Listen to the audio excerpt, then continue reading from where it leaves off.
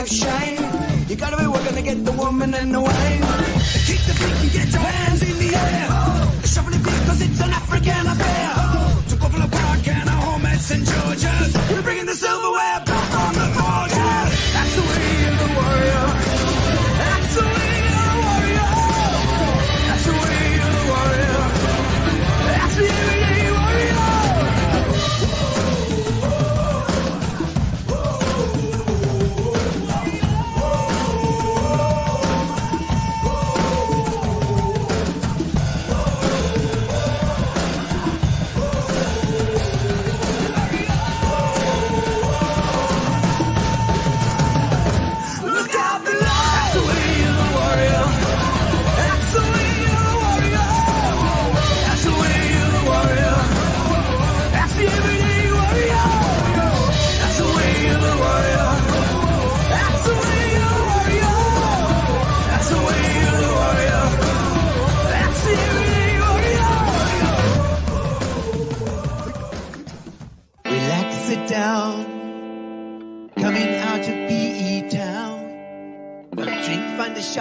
Never mind your liver, get to Gino spot. Gino spot. Get to Gino spot. Gino spot. Have a laugh, have a giggle, and exercise your middle. Have a Gino shot. Gino shot. Get to Gino spot. Gino spot. Get to Gino spot. Gino spot. Have a laugh, have a giggle, and exercise your middle. Get to Gino spot. Gino spot. Ladies and gentlemen, welcome to Center Stage.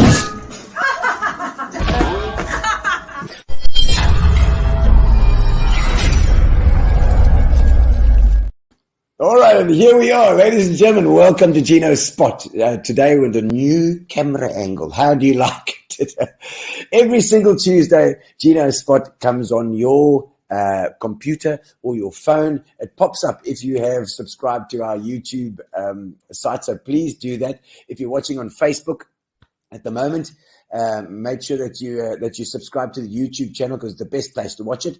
And then also, obviously, you can subscribe. You push the little bell. It costs you nothing, and every single week you can find Gino Spot, and it'll pop up and say, "Hello, it's Gino Spot" on Tuesday at 6:30, and you can see who we're interviewing because every week it's somebody interesting from Gqeberha, also from East London, or from anywhere close by, Port Alfred, Queenstown, whatever, Port Beaufort. We'll take one anywhere in the Eastern Cape. We'll take you.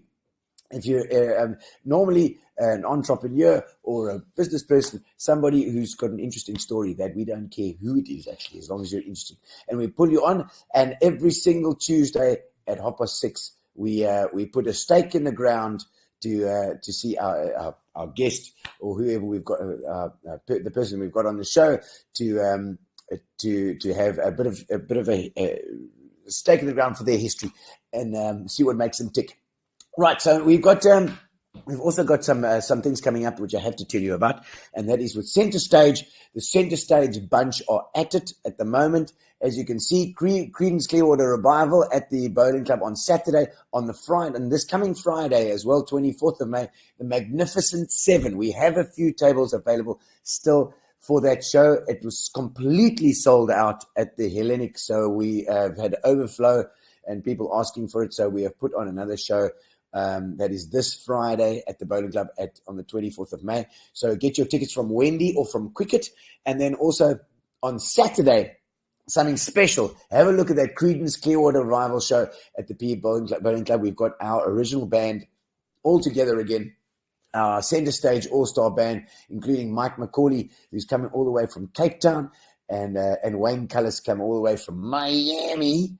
And we've got together and we're doing the Creedence show. And the Creedence show is just, for me, the closest to my heart. It is rock and roll all the way. And in that venue, with that little low roof and a nice intimate venue with that band, it's going to kick ass. So make sure you get there because that show is going to be insane. It's going to be so beautiful. And then also Barry Hilton as well is coming on the 31st here to Schley. He's also at the Bowling Club on the 31st as well. So make sure that you get your tickets for Barry Hilton. If you're a first-time Barry Hilton, you're in for an absolute treat. If you know him already, well, you know what to expect. He is a local legend, staying now in Somerset West, I think, and he's making the trip up to PE to come and entertain you, to slay you. All right, so don't forget about that Creedence. Push that picture, Gary. The Creedence. I want that Creedence show. We have still got tickets available. Wayne Callis and the Center Stage All-Star Band, including Mike McCauley and myself, Kanya Matomela and Stephen Herter and Tuba Nyeki as well, also in.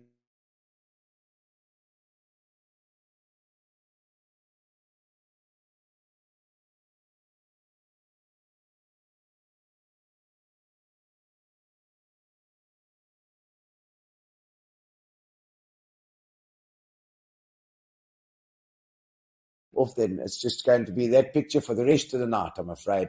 But we're going to now get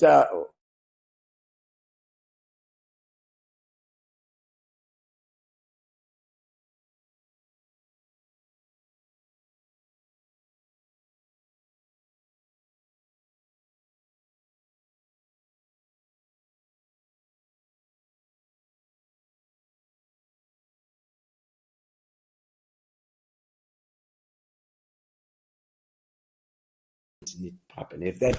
There we go. All right, so we're on again. Can't wait to see Barry, says Mimi. Yes, indeed.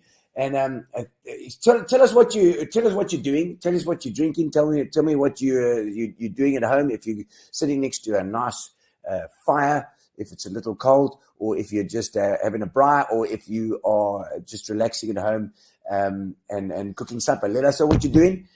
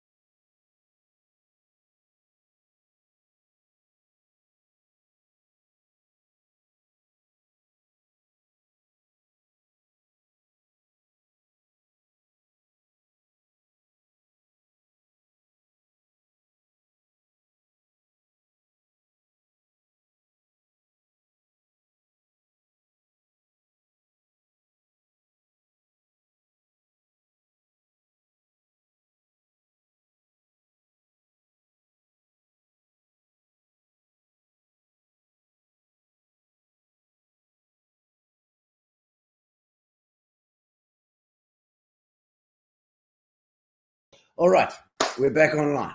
Crikey, Moses, we had a power outage, obviously, or something going on. Where are you? Frozen in the freezer. Thank you, Natasha Thompson. Yes, we were frozen in the freezer just for a little while. So make sure you tag anybody or anyone that's interested in collegiate tonight, because we have collegiates. Is it headmistress or principal? We don't. Principal. It's the principal. Headmistress sounds very, very stern as well. And Louise is certainly not stern. Let's see. Elmarie Sampson, how's it? Eating sampan beans. Woo! Hey, where are you eating it? Weather Guru's got a scotch. Oh, well, that obviously the Weather Guru, the Sampson's not averse to a bit of scotch. All right, let's get our guest on. No more wasting of any time.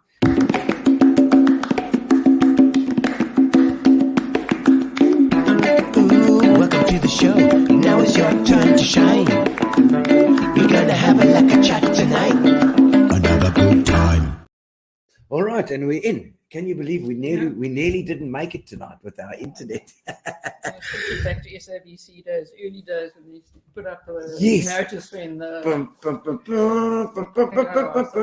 problem is. Yes, yeah. Technische fout. Yeah.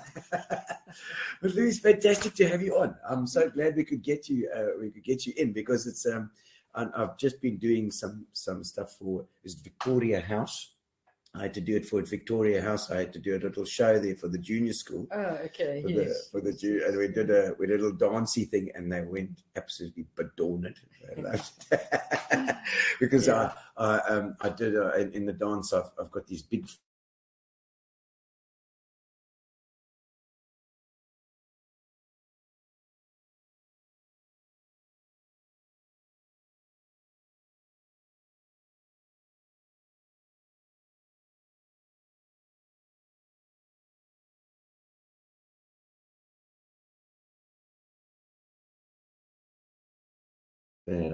There we go. Okay, we're back. So yeah, I did. I had to, a bit of not much decorum was going on there when I was doing my thing.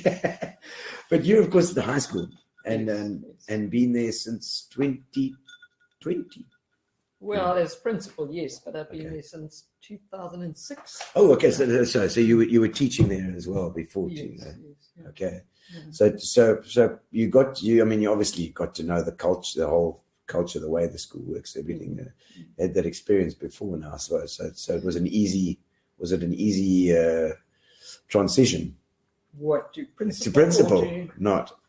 Well, not particularly, because it was I started acting in July 2020, and you know what that was about. Oh yes, the COVID. Oh the my COVID, God, she was. So in July, because I seem to remember Mrs. Biggs. Was it Mrs. Biggs? Well, she was there. She was. Yeah, there was Miss Ellis and Miss Mrs. Biggs. Ellis. She was there for a long time, and then Miss Biggs just was acting because the department was a little bit slow in appointing people at that stage, and then so she acted for 18 months, I think, and then Melita Bagshaw came. Okay, so Bagshaw as well. Okay, yeah. And it's 150 years for Collegiate this year. Yeah. And massive celebrations going on there. There's all sorts of stuff happening. What's been the main sort of thrust of the whole thing? Well, when we started planning it a few years ago, no, we're not just going to do our little week round founders. We're going to do something the whole year. Because the school is such a multifaceted thing in so many different areas. We must do something academic, we must do something sporting, something musical, something facilities. Okay, so you've chosen like each month that you're doing something. We placed it out in our calendar. And one really, really good thing we've been doing since I think we started it in the fourth term last year started posting them, but we gathered the information.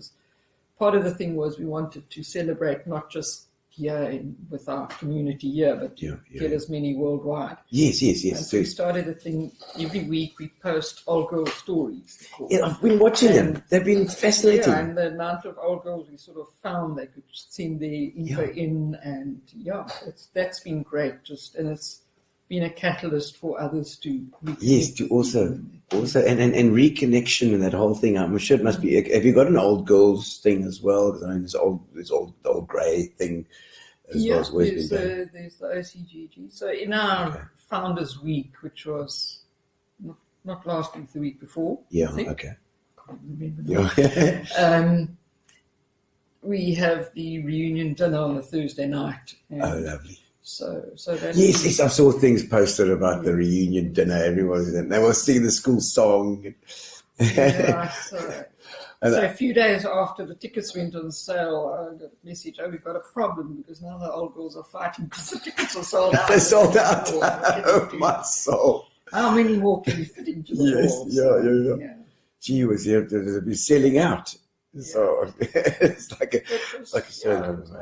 Yeah, and it must be a nice nostalgic ride. I mean, for this this thing as well, and so many of the old girls coming in and like you say, sharing their stories and that. I've been watching on Facebook a couple of the stories, and it's lovely, because I think that will hopefully create a bigger old girls interest in the old girls as well. Yeah, no, definitely does. And there's some successful ladies that have come from through collegiate. I mean, Lordy, and my aunts have all been there, you know, and my cousins have all been there as well, you know. But it's such a part of the PE fibre, collegiate, you know, and from the days of where the law courts are now, isn't it? Yes. That's where it sort of started. Yeah. So at the beginning of the year, 1st of February, the school started in February 1874. So okay, middle of the 1874. previous year, you know, the group of women, one decided, you know, all the boys get this education and we've got to send our daughters across the seas. So this is nonsense, and let's start something. So they actually met in 1873 in the Old Grey Institute, where Grey was there, looking onto the donkey. Oh, yes. To start planning, and then they advertised MSc it, and the now. Herald announced it, and then they got people to sign up, and then they got a lady principal, it was called, and came out from England, and then opened with 38 pupils in Western Road. Yes, Western Road. Okay. And that. It's not Bird Street or Western Road. Well, Western Road in a house, then they built in Bird Street. Oh, they built a place in Bird Street. So they first burned down or something. Well, they're part of the hostel did, Oh, okay. Yeah. And then Bird Street, then from that they built a bigger school across the road. Yeah, okay. And then from there up to where you are now, and it's the senior school and the junior school, and obviously quite. How are they linked together? They're not linked at all, or they. I mean, they're obviously linked on the same grounds, and you obviously do stuff together. But like officially, or is it completely separated? In terms of, yes, the way the department works, each two entities, separate schools with your own number and principal and setup. So originally it was the collegiate school, and it was just all ages. And then 1928, they started the junior school, and split because they were bursting at the seams. Yes, okay. And so they moved. I think the junior school building is still there in Central. That was in Annalee Crescent, just where the little Ford Theatre. Little Ford Theatre there. Okay, next to it was a very plain the rifles government-looking building. Yeah, okay. Is it? So they started then, and that's when it became two schools. Okay, and then so I mean, let's go into your history as well, because that's interesting too. Where were you born and where did you grow up? Well, I was born in East London. Slummies. Here we go. But Hudson Park or Stirling or no. What schools? Well, I think I would have gone to those, but then my parents moved to Kimberley. Oh, Kimberley. My dad went to work for De Beers. So I grew up there. Yeah. Diamonds. Yes, diamonds. Well, I've got a few. Oh, is it? You keep some over. Probably his matchbox full of diamonds. Oh, wow. Okay. So that's where I grew up. Grew up in Kimberley. And what schools were there? Is that, I know CBC was there, I think, with the boys. Yes. My father-in-law went to CBC in Kimberley. Okay. Yeah, boarding school there. Yeah, my brothers went there to the high school. We both went to Code Primary School. So they went to CBC and I went to Kimberley Girls High. So, okay, so it's Kimberley Girls. Yes. KGH. No. KGH is, Okay. Yeah. And then, so and then high school as well then? Well, I went to another. It was called Hurley Primary School. Okay. But I went to Kimberley Girls.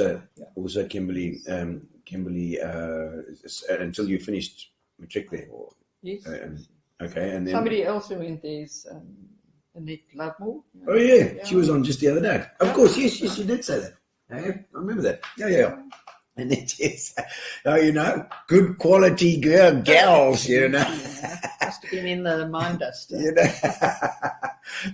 And then when did you sort of leave Kimberley then? What made, and did you enjoy Kimberley? I mean, what kind of town is it? Well, I can't speak for what it is now, but it was small and quiet, but it was a lovely place really to grow up. Bigger. It was bigger than I thought when I went there. I thought, gee, it was like the size of Bloom, maybe. I don't know. I think it's it's always been smaller than Bloom. Well, maybe it is now, but Bloom used to go over to the big city. Oh, right. And they opened the hypermarket. There was a big thing. You drove 180 kilometers to go to the hypermarket. 180 k's to the hypermarket. It was about that. I don't know. Jeez, yes, it is. It is quite far. Borshoff and Deals, all these little, tiny one-horse towns. Yes.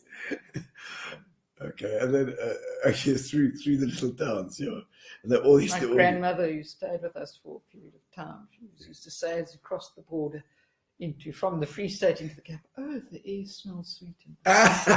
Into the Cape, now. From the Freestad. So very colonial. I love it. So, there was a difference, in the air. Yes. Oh, fantastic.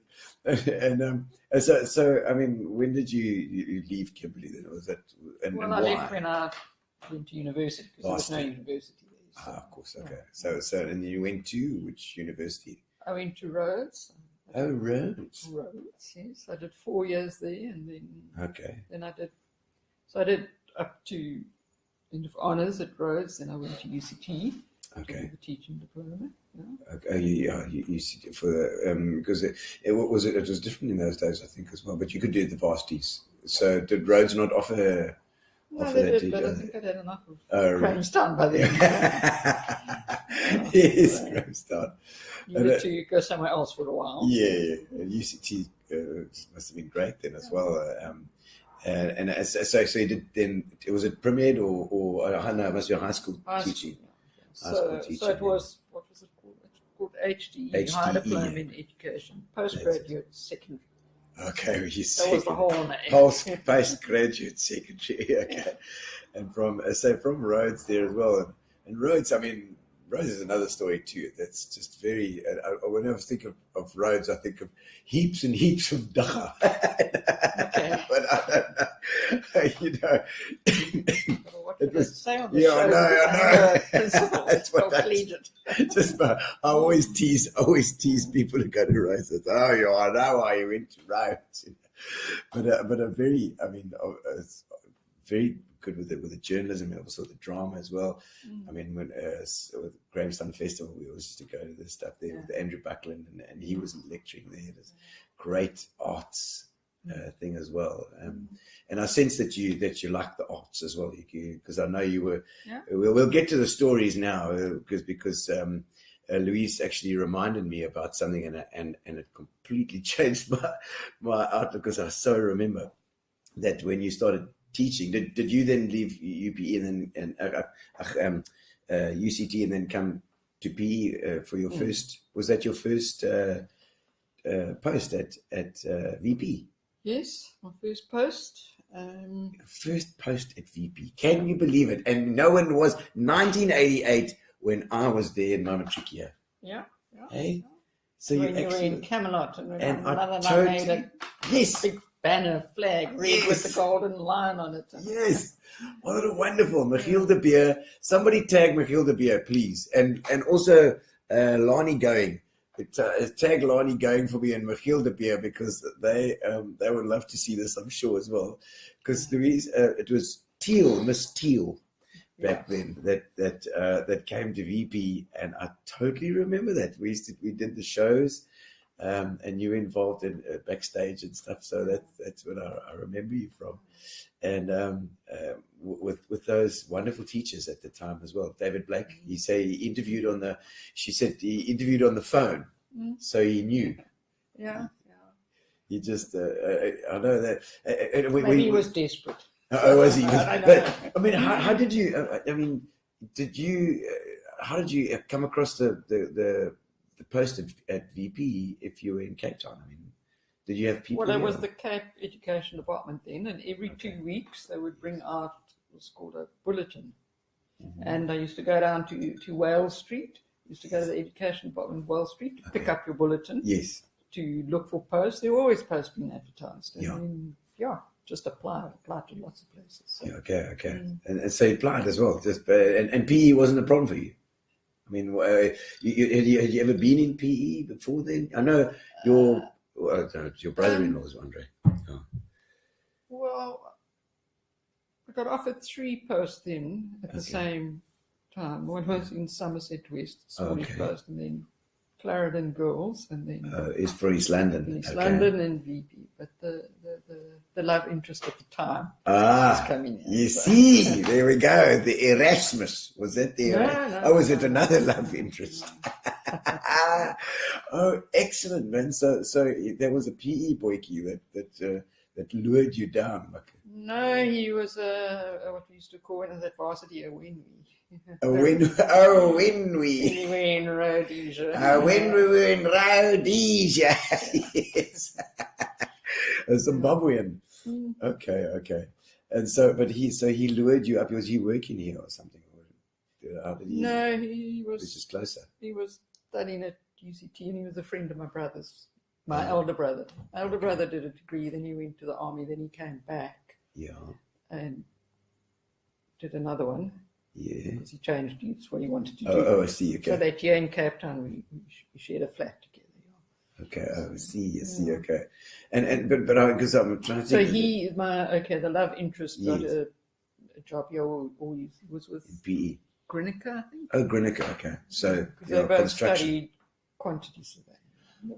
Quantity surveyor. Very nice. My father-in-law was a quantity surveyor as well. Everything's just so often within.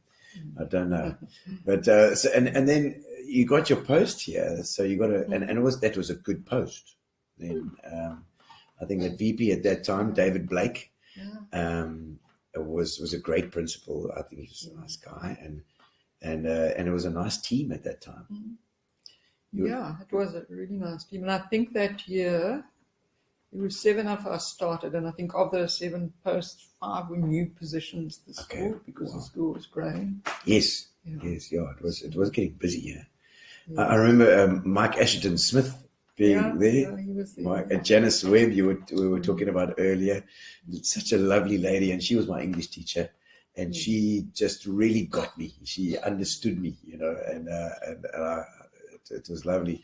You're saying those were peers back then. It was Mike with him. Mike, well, yes, she of was course. called Janice Bailey. Yes, she was Janice Bailey. Yeah. Yes, she was. Mike Webb. Somebody tagged Mike Webb as well. He's a legend.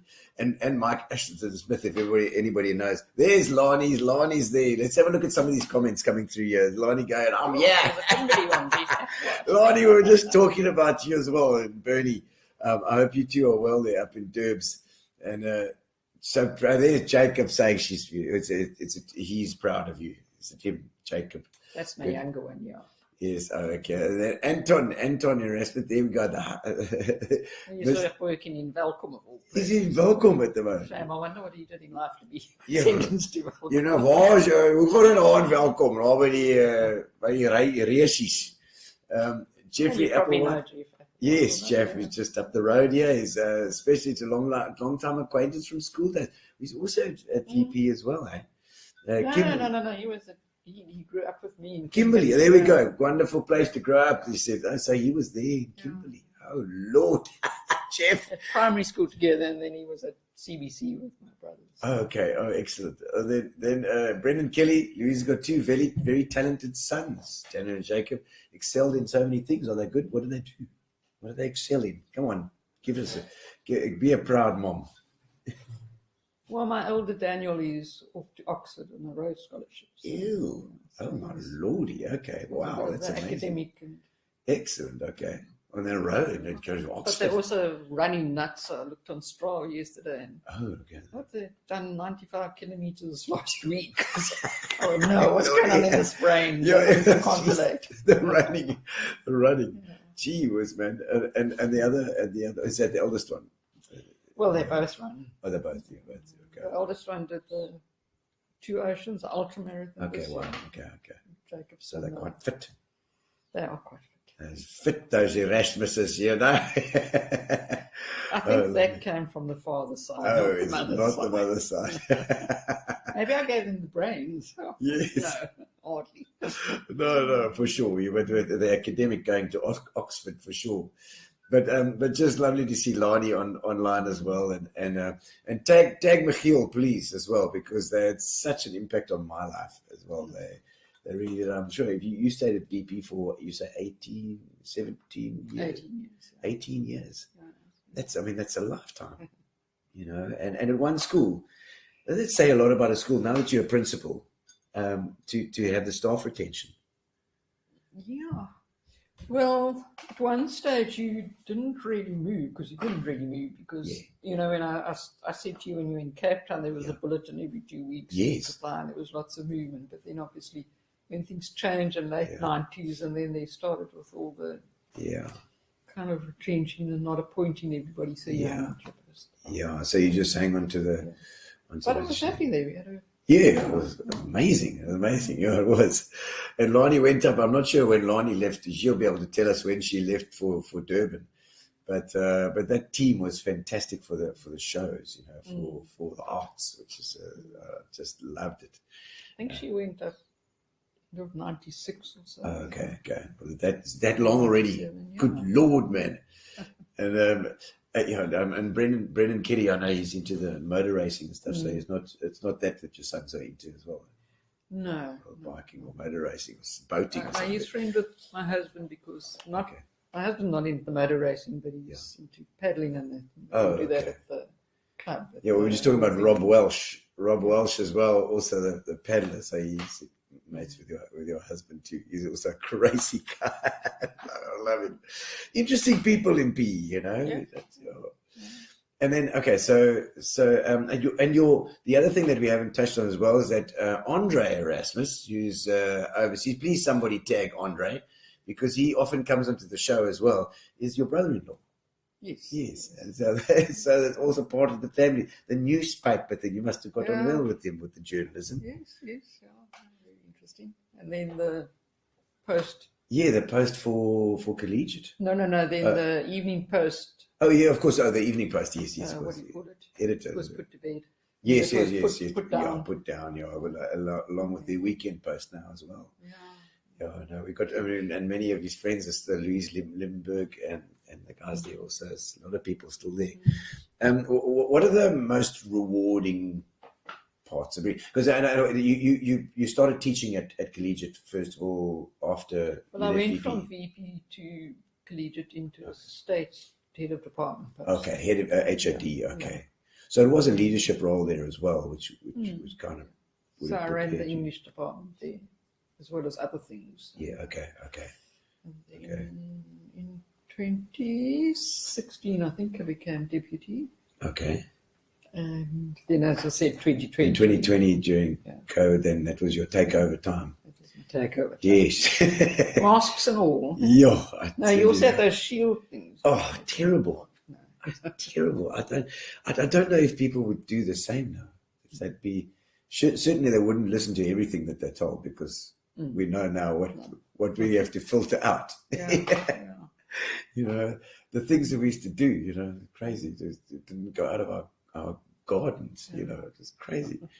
Okay, so the most rewarding thing about being principal there at Collegiate.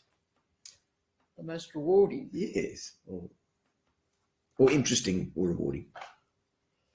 Well, there are lots of interesting things, and I don't know, it's difficult to differentiate rewarding things as a principal from just rewarding things as being in education. In education in general, I don't know. What keeps you? What made you do the teaching thing in the first place? I mean, I think I wasn't going to become a teacher. Well, I wasn't my first choice, but Yeah. got a teaching bursary, and then I thought, oh, well, I better do this.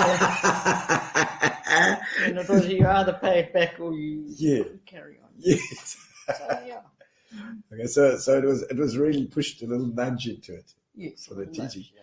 I mean, look, was it a thing that was it still a thing that it was like women become teachers or nurses or it's a bit of a colonial thing that certainly in Eastern Cape. I don't know if it's colonial so much as Just worldwide. general. It was worldwide, eh? Yeah.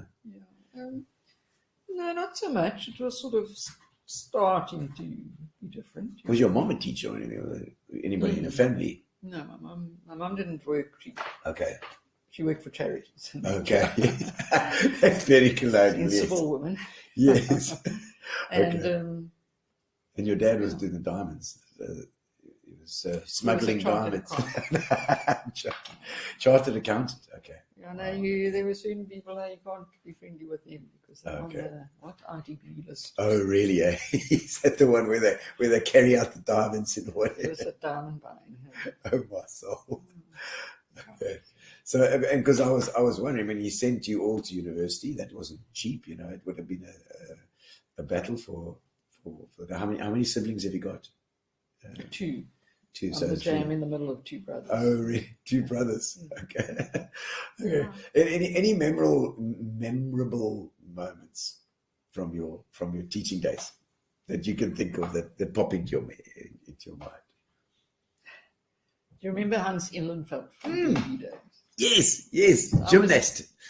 So in those days, it was before everything became security and lockdown and burger bars and my classroom, VP was on the ground floor near those big sash windows. Yes. I'm teaching. I also taught maths. So I'm Okay, teaching away, explaining maths on the board, and then I turn around and I'm helping this child there. Who's that strange person in the back? And there he was sitting in the desk at the back. He climbed in through the window. And he was an interesting character, that one. He stayed in Mangle Park eventually, I think, and we stayed near him, and I used to pop around. And of course, I think his wife died before him. I think shame, but they were a lovely couple as well. What was her name? I can't remember. Yvonne involved. Yeah. She was also involved there. I can't remember, librarian or something. Or she did as well. She was the what was it called in home economics? Home economics. So yes. Hans took me up on a hike up the Baviaanskloof. Wow, And his son okay. Peter. Okay. Anyway, spent there in an eelbitting. But then we had to come down, and there was a waterfall you had to jump into, and I couldn't. Because I freeze. Heights. And he was down there, he kept calling me, and I was frozen. Eventually, his son Peter just came and grabbed me and jumped in. I don't think I ever forgave him. Grabbed you and lobbed you down into the thing. Must have been Into this pool of water at the bottom. Good Lord. Oh, my word. I mean, it's like early days of teaching as well. You have these moments where you feel like you're out of your depth as well. You've got to try and make a plan. At least that sort of thing smooths it over a bit as well. Yeah. Any challenges that you've sort of faced as principal? I mean, it must be constant daily issues. Yeah, there are well. always challenges. Yeah. No, because you've got to balance everything from, what challenges there are in the country with education. Yes, of course, yeah. There's that. Obviously, we privileged, but you work hard for it as well. But always, and teenagers are teenagers. Right through our teaching, they've always done naughty things, and they still do naughty things, and so you've got to sort out the naughty things. So. Anything that you can remember, any funny moments that you can remember from the kids doing stuff? Funny moments in the world. Just trying to think. I can tell you what when I went over from VP to Collegiate. Yes. Well, maybe I shouldn't. No, you don't. You can hide names and things if you want to. Well, firstly, Collegiate was very different. Yes. When I started in 2006. It was More formal. I walked in the front door, and then I walked into the staff room, and I what have I done? It's like, oh my God. But then, then I'm teaching the first lesson, and now they're all girls, and so I teach, and then say, okay, let's do this, and everybody did it. And he does, and dude, the guys, What on earth is going on here? You don't have to force them. There was no crowd control, no nothing, no. Yeah. And then I figured out, okay, yeah, all right. Well, what do I do it's all now? right. Yeah, this is easier than I thought. Yeah, it's true. The girls, is that a difference between, obviously the guys tend to be a bit more slapchat, maybe. Yeah. They have a sense of humour. They do. And a short memory. Yeah. Gary slots on these questions as well every now and again, so we can see the screen there. Have you had a significant influence or mentor? Significant influence. Well, I think over the years I've had several. I mean, you always find somebody to mentor you. So I think for this position as principal, probably the previous principal, she was quite a mentor. Was that Melita Bagshaw. Bagshaw, okay. But even Miss Ellis, I used to pop into her office every day when I was going home, and we'd end up chatting for a while. And she was quite a formidable lady. Was she? Yeah. But yes, I think she was related to my wife. I think, wasn't she, Philippa? If she's watching, I think she might have. I see that just a couple of comments have come up there. I see as well. I see Lonnie says 1997 that she left. Wow, Lonnie, that's amazing. Still miss PE, and we miss you as well, Lonnie. You bloody nutcase. Got all excited a few years ago. They were down and they were going to retire again. Yes. Bernie said he was going to come. So, where is he now? Bernie, come on, man. PE's still okay. PE's still okay. So that was a pity. And so, Lita Bagshaw, who else would you say in your early days? My early days. Yeah. Well, just as an English teacher, I actually learned a lot from Janice Webb. Janice Webb. She was. In fact, I always used to say there's nothing wrong with asking. If you don't know something, and don't pretend you know it all. So I used to run to her classroom next door. And then eventually she was running to my classroom because I was quite a strict type. My forte was always language. I'm passionate about the literature, but precise language was. Okay. Even though we weren't taught language in other school, you kind of was in that period of time where you had to know it. But I did Latin at school, and that always helped. And Latin is nice because, I mean, I think it was Daphne Folliott. Okay. It taught me Latin instead of 6 in grade 8. And it's crazy. Do you think it would? Do you think it helped? I mean, I can't remember. I only did 1 year of it, I think, but it's the basis of all the Latin. The Latin is the base of all those languages. If you understand Latin, then you've got an idea of French, Spanish, Italian, English. Words pop up here and there. You can work out.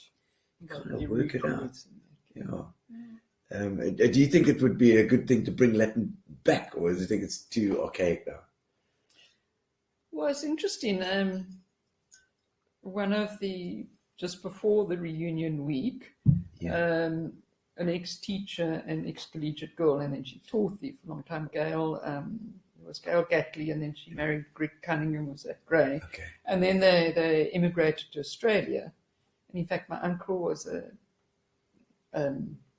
headmaster at the time in Sydney, and he actually employed them then. Yeah. And she taught Latin. It's taken a long time to get to this. Yeah. But anyway, so she was saying that there actually is a push to bring it back in certain. Okay.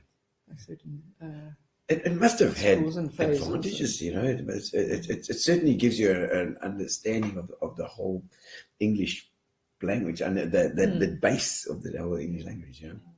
Do you keep up with all the latest in education and stuff? Do you find is that part of your job to do that? Or? It's definitely part of my job.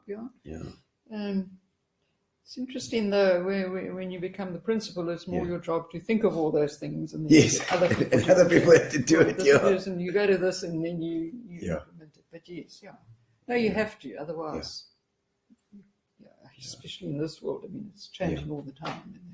And collegiate is certainly the top girls' school, or certainly one of them in the country. Even it's but certainly in the Eastern Cape, and so I suppose you've got to keep that. How do you do that? How do you keep those levels? The what do you call levels, or that high standard? Standard, yeah. Yeah, good staff. Yeah. Good structures and good discipline, I suppose. Yeah. You got the governing council, I suppose. And, and they must obviously support you in that. Yeah. And, If you've got a good team there, absolutely. Is it? No, and that's also another thing of the principal. I mean, it's your job to make sure that The team. the staff works together and Yeah. is happy in that, because then they're the ones in the classroom with the girls all the Yeah. time. So Or you're an HR manager most of the time. yeah. HR and then finance and it's just, Everything. And you've got to keep a handle on everything. It's quite hectic. Well, is there a vision that you can sort of put into sort of a little description of where Collegiate is going? Where do you look forward to? well, there's certain things that don't change, and that's or mustn't change, and that's still the underpinning of values. That's important, and if you get that right, then that helps. It'll help the society eventually, because then you're sending out people who are actually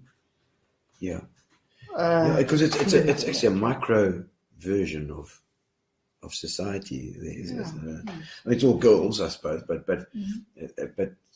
those ladies will work together later. Yeah. So the vision is really, I suppose that, but then also we pushing quite a bit. Well, we have for a while the whole technology aspect in terms of I don't mean build motor cars. I mean technology in terms of computers. So we actually AI and we had whatever. a whole strategy for quite a while to get the school up and running, and thank goodness we've done that, because we were just ready to launch the whole team system and that. When COVID hit. The COVID hit. So we quickly crashed course to the staff, and Yes. all the resistors who've been resistant, they don't want to do this, we don't want to do that with them, just leave me with my whiteboard. Suddenly they had to do it, but we could. So we just carried on teaching virtual classroom every day. They followed the timetables. So I think it was kind of at that time when things were a couple of schools.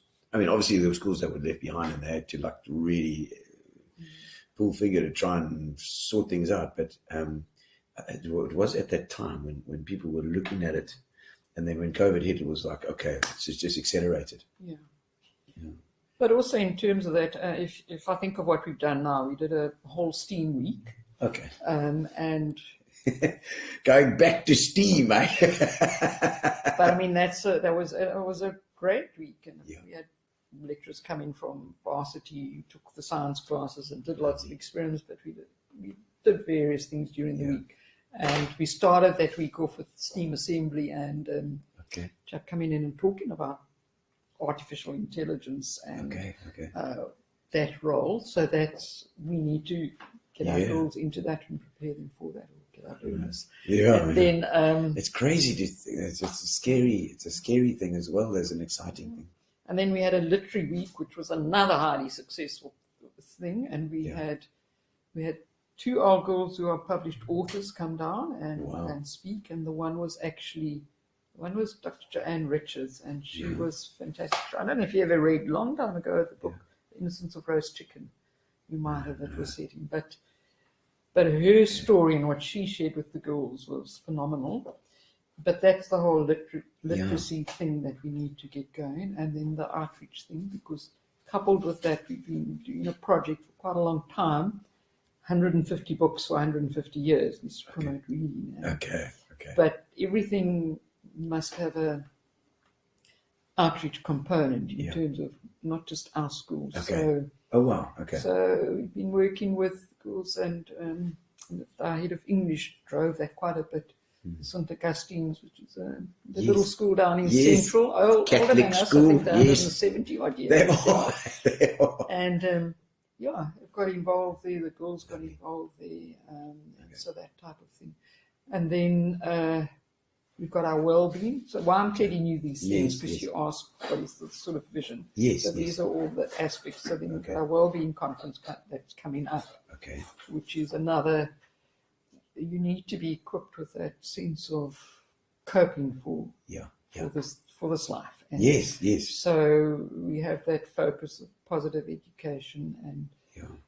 because also since COVID, there's definitely been a shift in the people and the anxiety. You're levels saying and coping. things like that. I mean, I just I was watching something the other day that it was a podcast or something, and somebody was saying that the you don't realize it, but almost everybody is hanging on in some way. They might seem confident, they might seem thing, but everybody's got their struggle, and there's sometimes feels like you had a piece of rope with one little thread, and those you've got to realize that there are people struggling all around you, and so those coping mechanisms. So one of the things that we did is we commissioned a sculpture, our 150 sculpture.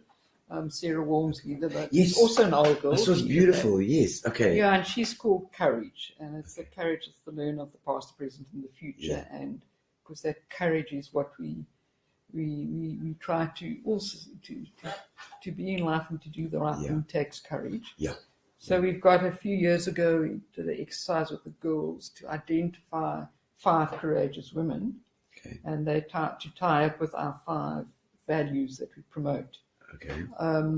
So, the values, the integrity and which was also a whole thing to come up with the integrity, compassion, respect, responsibility, good work ethic. And then they came up with women who represent that. You've done that. And so that whole concept of courage and being confident, sometimes they're too confident. There's a backlash. Yes. And one of those women is Professor Tuli Madansela, one of the courage, and the post is hanging in our main foyer. Okay. And so we asked her if she would be our patron for our 150 year, which she agreed to. Wow. She couldn't be in the 150 year, but that's fine because it was in the 150 week. So she's coming in October for 3 days, I think. Fantastic. She'll speak at our awards ceremony. We're starting what will be an annual lecture. So she will present the first one, sort of the academic thing. And she's also for her whole social justice and that. Really, she's such a well-respected lady, strong as well. She's had to be so strong. And that's fantastic. I love that. Your favorite traditions. Gary's got questions all over the screen here. You can't see it. Is there, your favorite traditions at Collegiate? Because I know the Grey as well has also got their traditions, and that's part of the culture at the school, I suppose. Yeah. Being such an old school as well, you all have these things, Yes. There are lots of traditions, and one gets rid of the ones that are no longer relevant. Yes. But I think the whole, you had a taste of the house system. Yes. At the junior collegiate, and that's quite a big thing. A good tradition that you have that system and you have that camaraderie. Yeah, a lot of the schools don't have houses anymore. They don't have inter-house, and there's certainly when I was at school, the inter-house was very competitive. It was lovely, but you knew that you were an entire school. But it helped a bit. And there's a whole history to that. And then with that, at every house there you have this little, it's called the lamp of service, which goes on the table. Yes. Which is, there's a candle too, and you light the candle at founders and at the prefect's induction. But that as well, that lamp of service sort of represents a lot of what Collegiate is. So I'm quite a person who's into, I suppose, symbolism, which I suppose what traditions are. Yeah. So, but it means a lot. I think it focuses the whole group on certain, like your it'll focus them on those pillars, those things as well. It's also good. I'm cool with that. I'm a And, bit, yeah. And I like our valedictory day, not because we're getting rid of the matrics, but because when they leave and when they walk out that gate, it's always a sense of accomplishment. You're still a bit nervous, are they going to pass or not? yes. Yes. When I have discipline meetings in my office, because as the principal, you don't do all that. That all gets done, etc. And then finally, I have I don't know if it's the luxury or the honor or whatever, but to say, okay, this is the outcome of the meeting. This is what you did wrong. This is da-da-da-da, and this is what you're now going to take the consequence. But one of the things I always say that it's you do that, it'll be behind you. And what I want to see is the change person who's when my office is there. I said, when you walk out that gate there in matric, I must be able to say yes. Yes, I'm proud of that. Yeah. And that you walk out proud of. What you've done. Yeah. So I've taken a long time to really say when you said what is the vision. Yes, I know. No, it's always evolving as well. Brian Wilkinson says there, I may be wrong, but in our time many years ago, the principal was head of a primary school, headmaster was head of a high school. Has it changed? I don't know. I thought it was both the same. I never really knew. Principal, she's just a principal. But it's, a rose is but a rose with any other name. Yes. Shakespeare said. A headmistress just sounds a little bit cross. Well, as I said to you, the first one was called the lady principal, but the education department's official title is principal. Okay. So it's the education department. Maybe they didn't get your memo, Brian. Yeah. There's Anton says he's just made snails pasta for my team in Welkom. Easy to enjoy. Too much information. Prior to becoming vegetarian. Are you vegetarian? Yes. Oh, he's not. But you don't mind snails. Prior to even snails, they're not really. I don't think they feel anything. Those snails. Very tasty, Louise. Sorry? Very tasty. Yeah. Especially with a bit of garlic. Nice, Maybe we can convince her, Anton, we can convince her still. Tell them about the garlic butter. Tell her about the garlic butter. Any famous people that you've met that come from Collegiate? I don't know. Favorite people, famous from famous ex pupils that have become. People can put them in the comments as well. I don't know. Yeah. Famous in what way? There are lots of people who've gone on and sold and that. Yes. Been like I suppose if they a lot of the collegiate girls have gone out and done their own started their own businesses and done their own things. It's nobody that stands out for you that you knew back then that you're proud of what they've achieved. I know I'm putting you on the spot here. Now since you've taught. Yes, let's see. Any I sound cheesy and say, well, I'm proud of them all, no? All of them, yes. Yeah.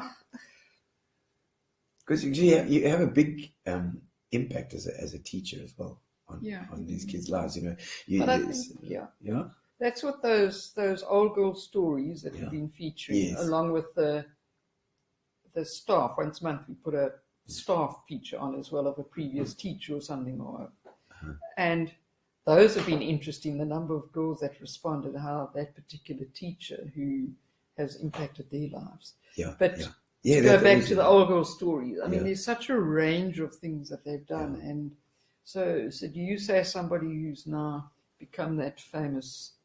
Yes. Actress or whatever, is that any more of achievement than that person who's raised the 3 children? Not at all. You're right. You're right. Yes, I know it's a bad question, Gary, a bad one. Your school community, is maybe a moment that you felt proud of your school community?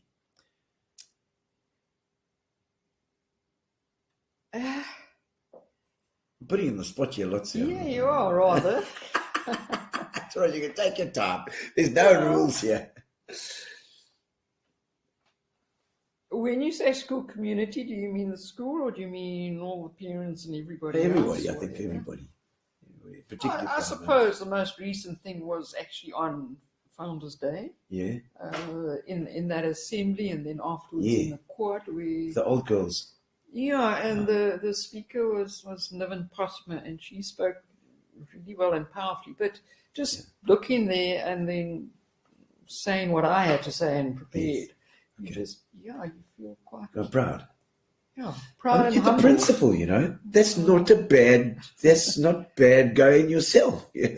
As But principal. I think it's very humbling as well. Yeah, It's, of course. when you actually reflect on that whole thing, that you do have an impact on people. Yeah. And Especially when you look back and you just think, wow, like so many girls have come through the school, and so many have gone on to do amazing things.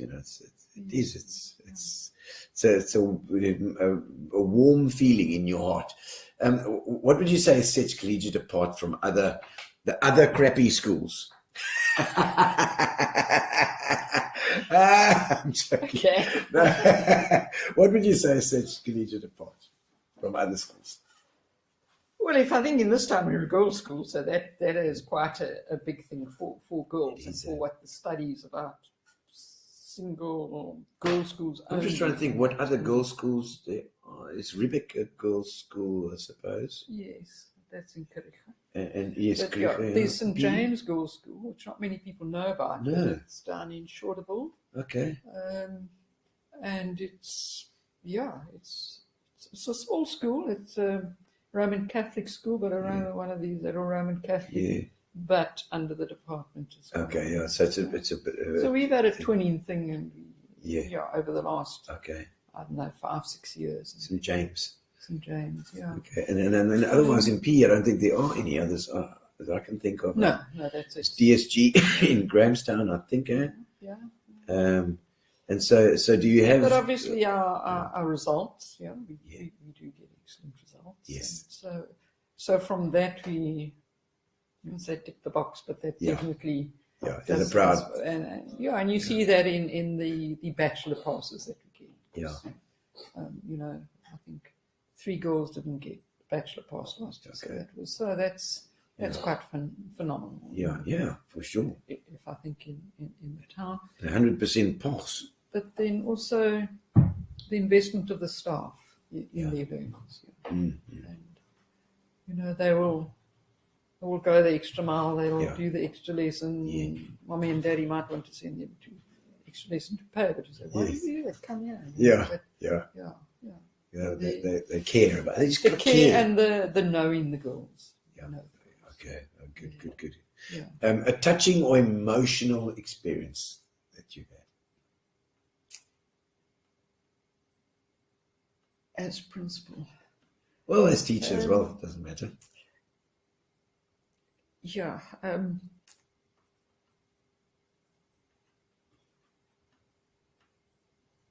I think I remember, I'll give you one from a long time ago when I wasn't a principal and at VP. Okay. And, it was a valedictory thing again. And I suppose I won't mention his name. He did go on to, you'll probably remember him, but he came from difficult background, but he became he was in my English class for 3 years. He used to keep the same class, and he used to sit with his legs up, etc. And at that, here was this big boy who sobbed and sobbed and sobbed throughout the ceremony, and then afterwards he just, my gown was completely sodded. Was that tears. man? With him, then I realized, okay, this was his safe space. This was his safe place. And would he make it? He has, but just then again, that was an emotional experience because you do then also realize what role you play in their lives. Sure. And there have been similar things like that at Collegiate too. Oh, that is as a teacher, then you've totally done the right thing, It's like if that's the result. A student teacher or somebody or a student or another teacher that's had a lasting impact on your life or your career? Well, again, it's different people at different times, I suppose. I will always think of Mr. Blake with Fonders. Okay, I suppose because he was the first one, but a lot of things that he invested in the staff at the time, and in the development of staff from the beginning. And so we budget a lot for staff development. We put a lot into it because you have to do that. So he had a lasting impact. And when you think back to that now as principal yourself, you I'm sure you try and emulate all these things that you've had before, that you've gained.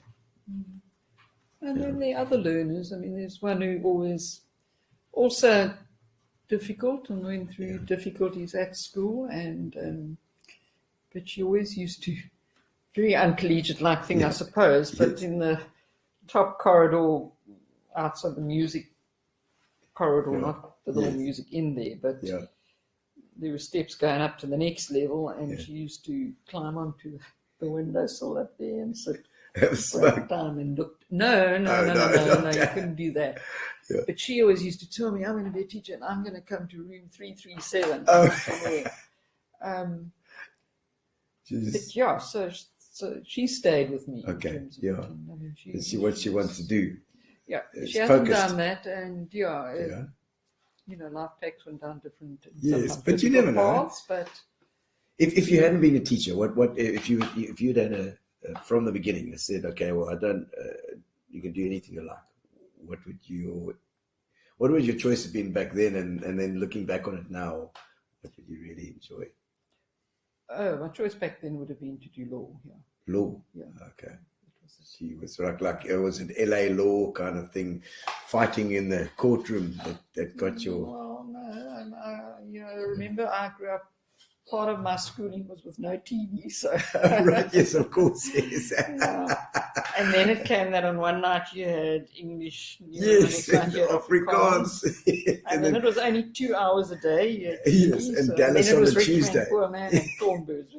Thornbirds. I don't think there were any legal series by the time I went to college. Really? Okay. So that legal thing was just like you. And I used to tell my father, the first lady judge in the country came from Kimberley, so. Oh, what's the problem? I can't be. You see, so that's already instilled in you. And when you look at, like you're saying, to Leon Malancela and these people that are come, I see. Anton says Pam Golding was amazing as well. Was that talking? Did she do it? She was an old collegian. Yes, okay. I forget. There we go. There's a famous one. Anton, well done. Pam Golding and then Alan Gray of Alan Gray. Yes. Foundation. His wife's an old girl. So she obviously invested a lot in the school, but then also what they've done in terms of investing in both scholars and the university things have been amazing over the years. How's your personal life changed as principal? Are there any limitations of things? I mean, I don't want to focus the question. But boys were still at grade junior and growing up, and I wasn't a principal. Then Daniel said to me, "Mom, I think you must become a principal, because all Mr. Pearson does is he walks around the school and then he watches cricket." So I thought, okay, it sounds like it. But it hasn't worked out like that. You sit at your desk and you have to remember to go out your office and. Yes, I'm sure, because you're sitting doing all sorts. Long hours, longer hours than the teaching side. I don't know about longer hours, but you do work. And the stress. Is there more stress? Yeah, the stress, because in the end, when things go wrong, it's the buck stops. Yeah, even if you didn't do the wrong thing, you have to take it as well. As principal, I need to take responsibility for this. Oh my word! There's some of the challenges in dealing that you're dealing with at the moment. I mean, look, this could be said for all schools, I'm sure. But with the learners now? You know, some of the challenges that you have.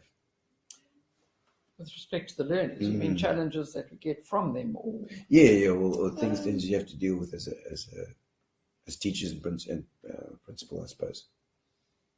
I suppose social media is still an issue. Okay. And I mean, we put a lot into it to educate the girls. And ironically, I sort of think a lot of them are far more aware of the dangers now, but you still get those who do things wrong. We say, well, rather do it now, but than out in adult life. But yes, that's still a challenge. Social media is a big thing.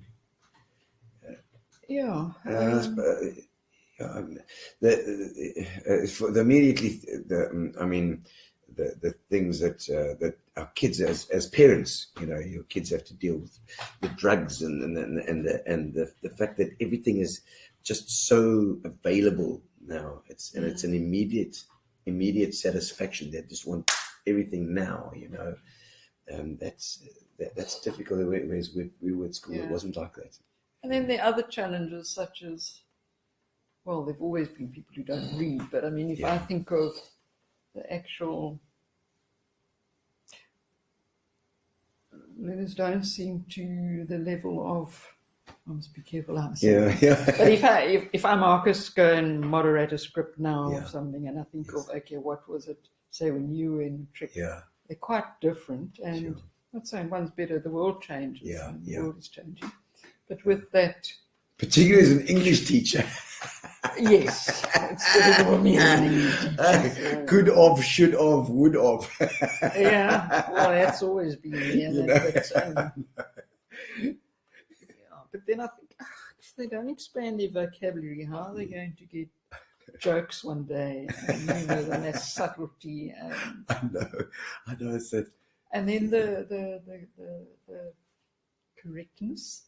Maybe politically correct, and everything has to be correct. You know? Yeah, you have to be careful what you say. And it's social media just like amplifies all that rubbish because you just keyboard warriors.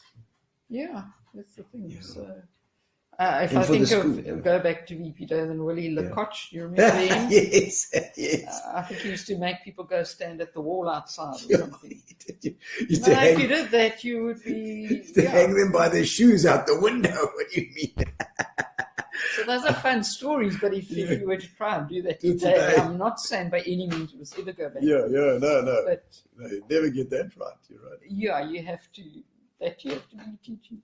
Yeah, I must maybe be careful. All right, no. Well, I'll tell you what we're going to do now. We're going to go into what we call the getting to know you section, which is like some quirky questions about your own, the kind of person that you are. So let's go. Let's do that, Gary. We'll save the. See, he's got a question up there as well. Getting to know you, getting to know all about you. I don't know. I just think of Julie Andrews. Is that what the playground's like at break time? Getting to know you. The hills are alive. Oh no. Okay, so first of all, anything spontaneous or crazy that you've done in your life? Are you that kind of person or what? People wouldn't say I'm a very spontaneous or crazy person, but I suppose I do my things every now and again. Like I decided now I wanted to go to Canada, so I went to Canada and I had a Greyhound bus ticket and I went from the one side to the other side. Really? On your own? Yeah. Good Lord. I mean, I organised to see people on the way to stop. No, but that's a brave thing to do, actually, I'd say. Yeah, and maybe not a sensible thing. It was in winter, and so I still, it was in apartheid time, so it was in the end of '87. You're still Louise Teal. Louise Teal was very brave. Yes, I couldn't get a visa there because the Canadian embassy had withdrawn from South Africa. So then the student travel would get it through Zimbabwe, then they stopped that. So then you actually had to go for an interview so you could get it. I was going to fly to England, but then anyway, long story short, to make it affordable, I flew to New York It took me about 3 minutes to get the visa once there. Yeah, okay. But then I travelled up on Amtrak train from there up to Montreal. Yeah. Arrived in Montreal at 11 o'clock at night, thinking, oh, it'll be easy to find somewhere to stay. It was snowing, it was freezing cold, and I couldn't find anywhere to stay. So, Oh, my soul. You're sitting on the bus like freezing to death. so eventually found a youth hostel, and then the pipes were frozen, and there was the heating had broken down. And, That is finished with my wife. That would be a nightmare. It would just be a nightmare. Oh, that's well done on that one. Because even for me, that would be like that's a long stretch. My brother did that. Marco, my brother, he went to England and he did that whole thing. But man, that is a scary thought. Okay. I've got the wrong. I've got a couple here. The most physically painful thing you've ever experienced, other than the birth of your sons. Over the birth of my sons. Yeah. Well, Daniel was in emergency Caesar, and then Jacob was a elected one. So The Caesar. but it was painful to start off with. Yeah. Physically painful thing I've done. Oh gosh, I don't know. Maybe sit-ups. No.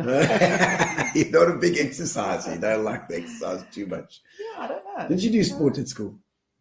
Went to sport. You were your my English teacher. headmistress wrote on my testimony, I'll never forget. Louise takes a leisurely interest in sport. I like that. Well, now you can just walk around like Mr. Pearson. I played hockey, but I think if I were, when I watched the hockey matches in this first team on the Astro, well, it's a different. Wow. Yeah, no. different Look, game. today it's a different story altogether. The hardest that you've ever worked?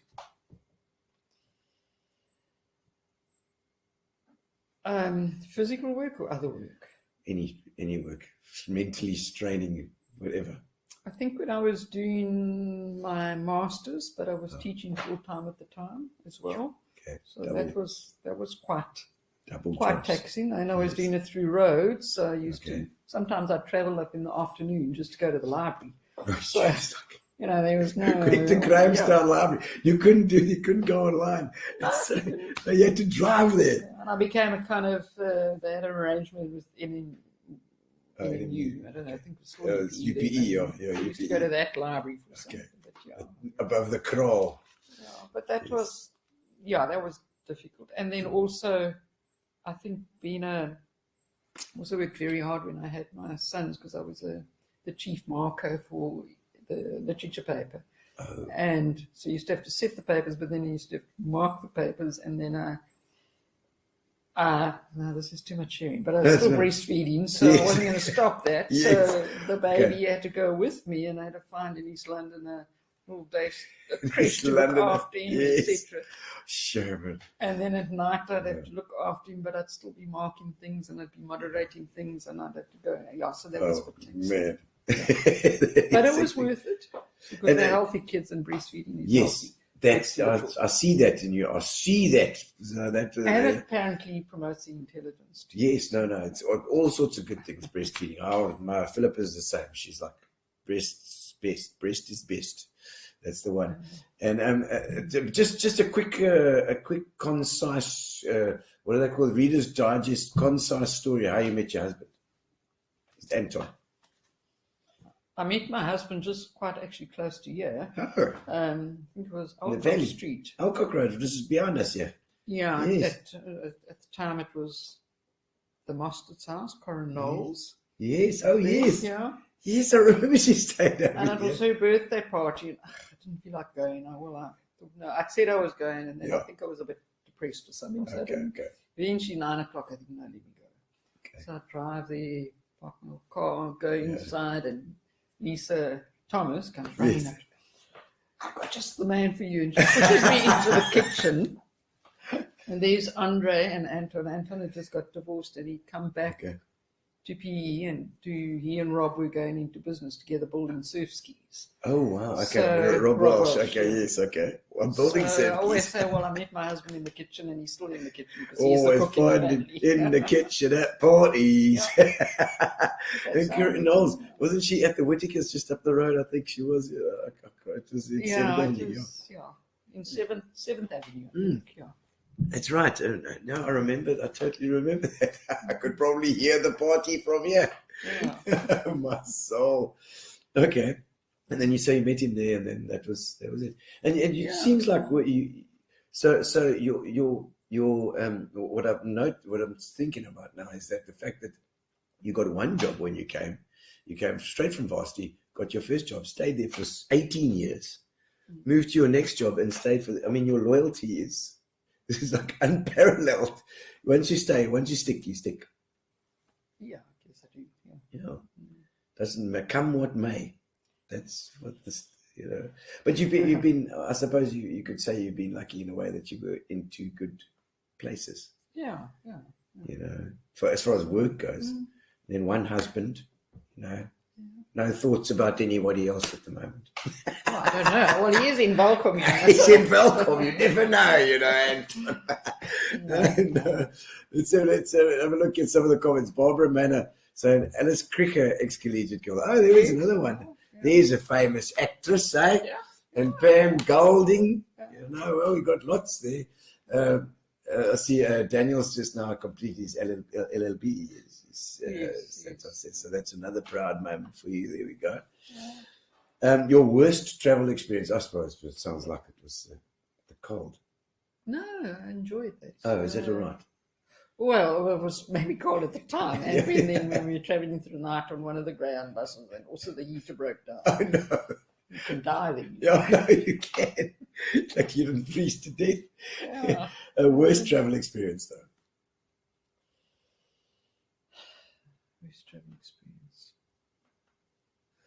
I think an unpleasant travel experience was also on that Canadian trip when I then got to Banff, beautiful skiing place. Okay. Yeah. And outside Banff, up there were hot springs, and there was a hotel up there. So I thought, let me go there. So go and hitchhiking to get there. In the snow, someone gives me a lift, and then we chat in, and he eventually says, "Where are you from?" And I tell him, and he stops the car, and he says, "Get out my car. I'm not having a South African car." Oh. So that was unpleasant. Nice. So that was the time. Yeah, the times, and part of something that you... It just made me remember something really nice from that trip. Yeah. In Toronto, yes. I went to see in a nightclub Johnny Clegg when he had Savuka. Wow, because I suppose a big French connection as well, because the French really loved him. I don't know what the story was. I don't know, but there he was. So the prisoner staying within us, we went there.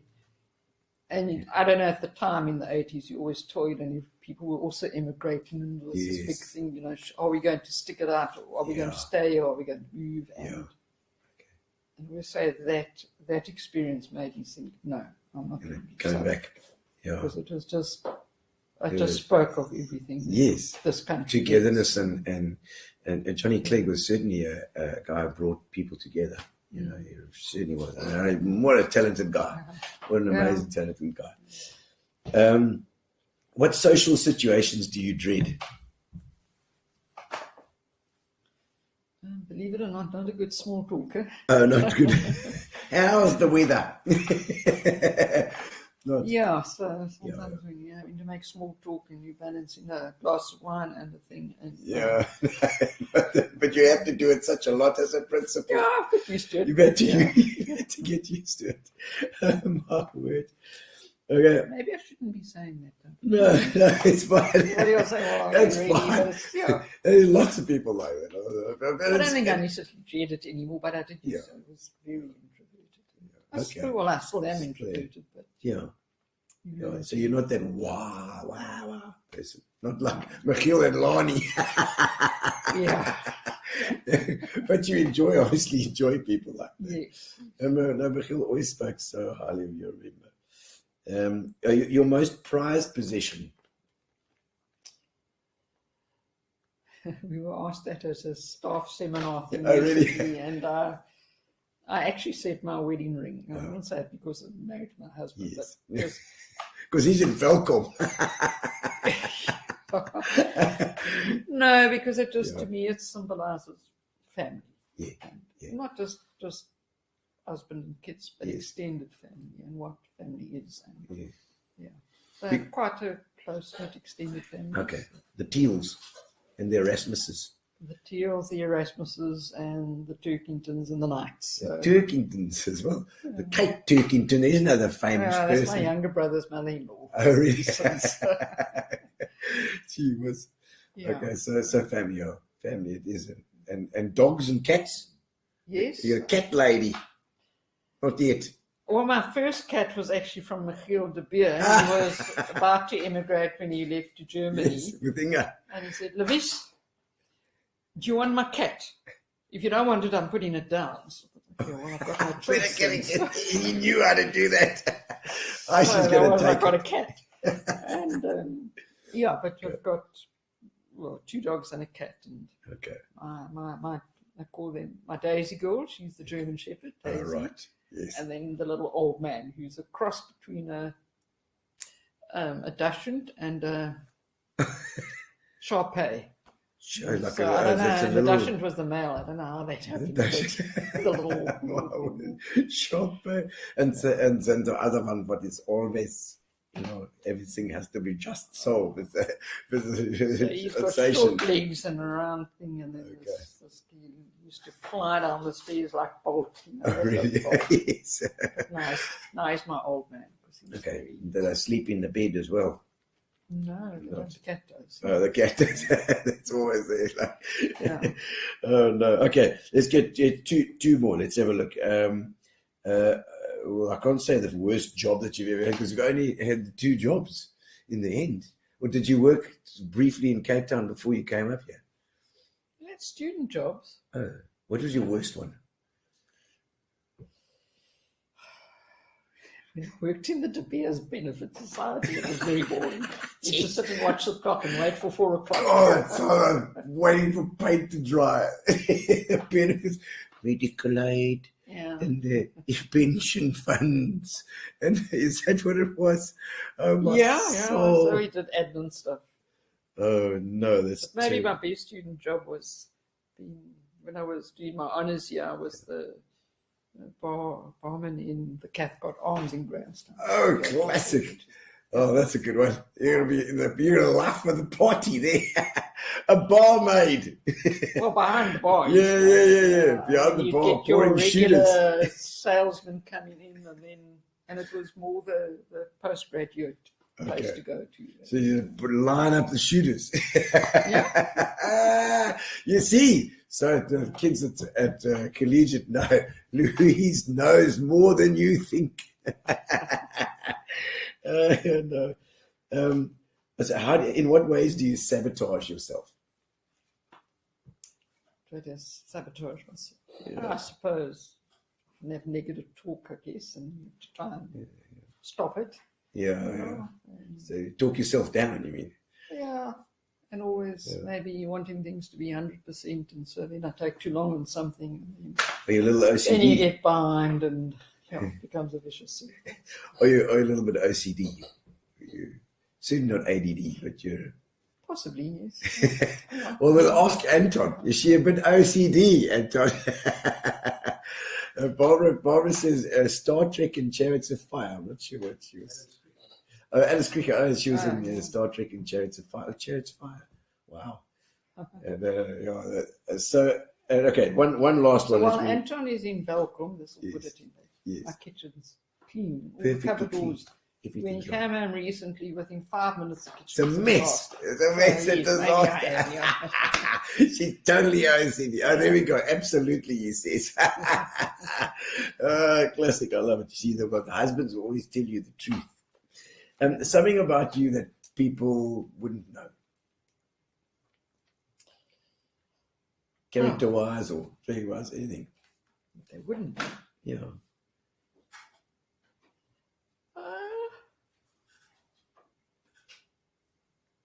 Well, I don't know what type of thing. Look, I always like the character ones, character traits and things that people sometimes think. What would you say people think that you like? Well, a lot of people think I'm very serious and stupid. Yes. Yes, well, I happen to know that you've been hanging out with Michiel and Lani, and that's definitely not going to be boring. But I suppose as principle of thing that comes with a certain decorum, Have you had to change who you are a bit because of the fact that you're principal? Well, slightly, I suppose. I catch myself every now and again because in assembly I've always typed up what I've got to say right from the start, from good morning, goeiemorgen, etc. To then now we sing the hymn, now we do this, now we do that. Because when I start, if I don't do that, I make jokes or I let the country, and it's maybe not the right forum. So sometimes I suddenly stop myself. Here we are, I've got my academic gown on, and here's all these girls sitting in front of me and the staff sitting there. And I stray and I think, what have I said? You should have done that now. Sorry, you shouldn't have strayed from my script. Let's carry on. Let's get back into it. And what about hobbies? So what I'm maybe saying is maybe I'm not so stern because I can be a bit irreverent at times. Yes. You like a bit of naughty irreverence every now and again. Good. Well, then you're going to love my show when I come and do it at Collegiate. And what are your hobbies and pastimes when you're not working? Sure. Well, I like working in the garden. Actually did it for a change on Sunday. Then I stressed that night because now I haven't worked enough. But I enjoy reading, but not doing enough of it. And then I used to really love playing music. Do you play a little bit of music? Or do you play instruments? I've got a piano, but I don't even know if I can still play the grand piano. Well, I think teachers all had to play the church organ as well, but obviously it's not something you have in your home. So no. So those Lowry or some one of those. Did your dad have one? Well, no, he was an organist. He was an organist. He was the organist in the cathedral in Kimberley. Wow. Okay. Because that's. I used to go with Daddy and sit on the organ bench with him. Do you think that's where these things come from? Where you're sitting next to your dad and you're watching him play, and you think to yourself. I suppose that's why I wanted to play it. Exactly. That's what I think. These little decisions when you're very young, they kind of push you on these paths. And Lani and Louise was a girl guide. Yes, and Jeffrey Applewhite was I'm just trying a Boy to think Scout. Like it was a Sea Scout or a Boy Scout. Boy Scout must have been in Kimberley. Was right next to Mafeking, of course, which was Lord Biden bloody Powell. We used to have an annual crazy thing that there was a night hike. Oh. And it was always in the middle of winter. Oh, crap. And you had to do the whole orientation thing, first work out everything on plot on your map, and then you'd have to hike. And it was freezing. You'd wake up and your sandwiches would have icicles hanging over them. And your chief will know. Oh, man, a bit cold up there in Kimberley side. And then a springbuck.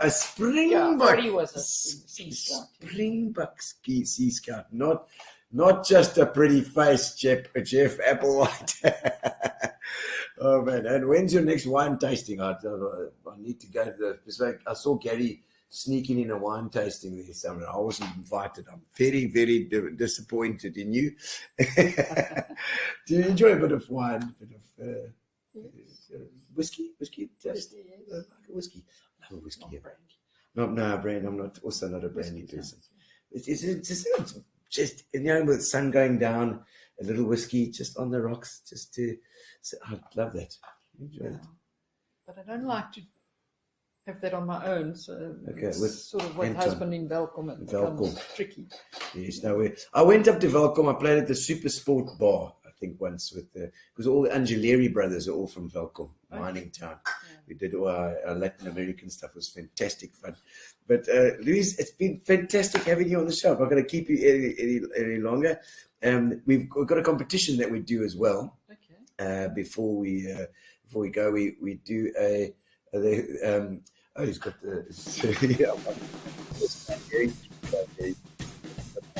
some stuff here. But we give away a case of Fitch and Leeds, who are our sponsors. And thank you to Fitch and Leeds for sponsoring.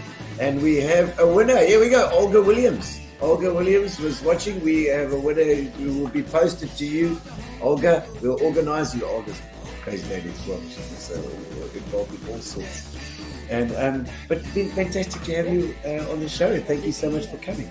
As an introvert, you spoke a lot tonight. It was good. To be an actor. You do. And thanks so much, and fantastic to see you again after so long as well, because I didn't even realize it was the same person. Louise Teal is here. Thank you so much, and thank you to our sponsors, Fitch and Leeds, and thank you to Amobia for our internet as well. And thank you to all of you. Next Tuesday, we're back again, so don't miss it. Subscribe to YouTube. Do it. We'll see you next week. Relax, sit down. Coming out of PE town. Drink, find a shot. Never mind your liver. Get to Gino's spot. Gino Spot! Get to Gino's spot. Gino Spot! Have a laugh, have a giggle, and exercise your middle. Have a Gino shot.